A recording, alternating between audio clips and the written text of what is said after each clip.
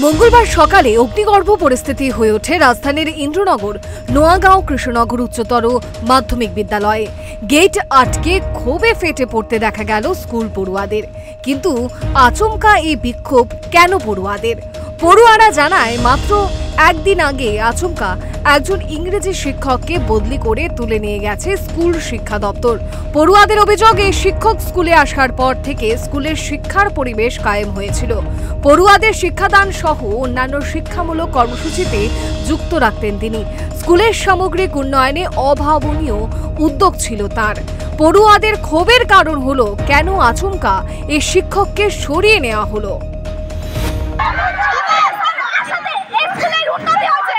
এতদিন পর্যন্ত আগে স্কুলে 4 বছর হয়েছে এসেছি, কোনো প্রোগ্রাম বলতে কিচ্ছু হয়নি। স্যার আসার পর থেকে আমরা জামাতে গিয়েছি, কত জায়গায় গিয়েছি, স্কুলে কোনো প্রোগ্রাম হয়নি। স্কুলে দীপেন্দ্র স্যার আসাতে এখন ফস হলো। আমরা ছোট থেকে শুনে আসছি যে নোয়াগাঁও কৃষ্ণনগর হাই স্কুল থেকে হাই সেকেন্ডারি হবে, এখন পর্যন্ত হয়নি। দীপেন্দ্র স্যার আসাতে এই হাই স্কুল থেকে আছে নোয়াগাঁও কৃষ্ণনগর হাই সেকেন্ডারি পরিণত হলো। আমাদের দাবি মানতে হবে, দীপেন্দ্র স্যার যে কোনো মূল্যে। অপরদিকে পড়ুয়াদের সূত্রে জানা গেল, স্কুলের শিক্ষার কোনো পরিবেশ নেই। স্কুলের একজন শিক্ষিকা প্রায় সময় ব্যস্ত থাকেন অন্য কাজে, ক্লাসে আসেন না। দায়সারাভাবে নিজের মর্জি মতো ক্লাসে আসেন। পড়ুয়াদের অভিযোগ, ক্লাসের জন্য ওই শিক্ষিকাকে বলা হলে তিনি পড়ুয়াদের সঙ্গে দুর্ব্যবহার করে থাকেন। বিষয়টি নিয়ে স্কুলের প্রধান শিক্ষিকাকে জানিয়েও কোনো লাভ কিছুই হয় না। তিনি উদাসীন থাকেন বলে অভিযোগ করতে দেখা গেল স্কুল পড়ুয়াদের।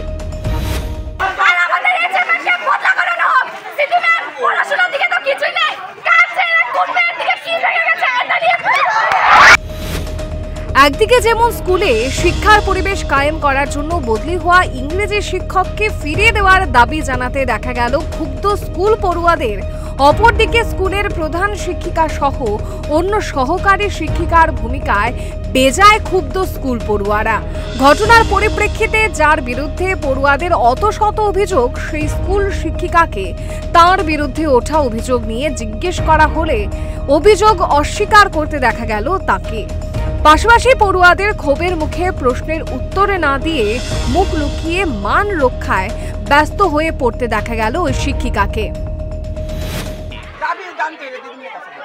আপনি তো গাইড করতেছেন, মানে আপনি তো ধাক্কাধাক্কি করছেন, ছাত্র লোকে ধাক্কাধাক্কি করতেছেন। আমি নিজে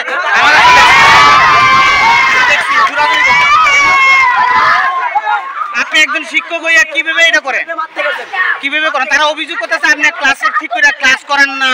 তারা অভিযোগ যেটা আপনার ক্লাস করেন না এবং ওখানে তারা আন্দোলন করতে বসে, তারা স্বাধীনতা আছে আন্দোলন করেন, কিন্তু সেই জায়গাতে আপনারা তার উপরে হ্যারাসমেন্ট করতেছেন। এটা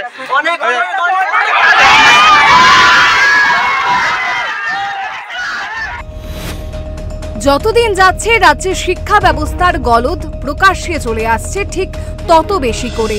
এই গলদের পেছনে যদিও রয়েছে বহুমুখী কারণ। শিক্ষক স্বল্পতা যদি হয় এর প্রথম কারণ, তাহলে শিক্ষক শিক্ষিকাদের শিক্ষাদানের যে মানসিকতা থাকার কথা ছিল, সেই ভাড়ারেও টান পড়ছে দিনে দিনে, সেটাও কিন্তু অন্যতম একটা কারণ হতে পারে।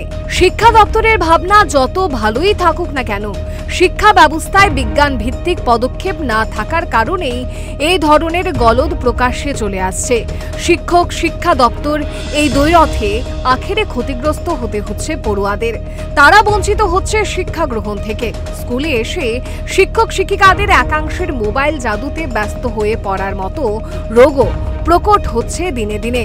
শিক্ষাদানের মতো মহান কাজে যে তারা যুক্ত রয়েছেন, সেই মালুম গিলে নিচ্ছে মোবাইল নামের জীবনকাঠি। সাম্প্রতিককালে ঠিক একই চিত্র রাজ্যের মানুষ দেখেছেন কাঞ্চনমালার একটি স্কুলে। জনমতের চাপে শিক্ষা দপ্তর একসঙ্গে একই স্কুলের 3 শিক্ষককে সরিয়ে নিয়ে যেতে বাধ্য হয়েছে।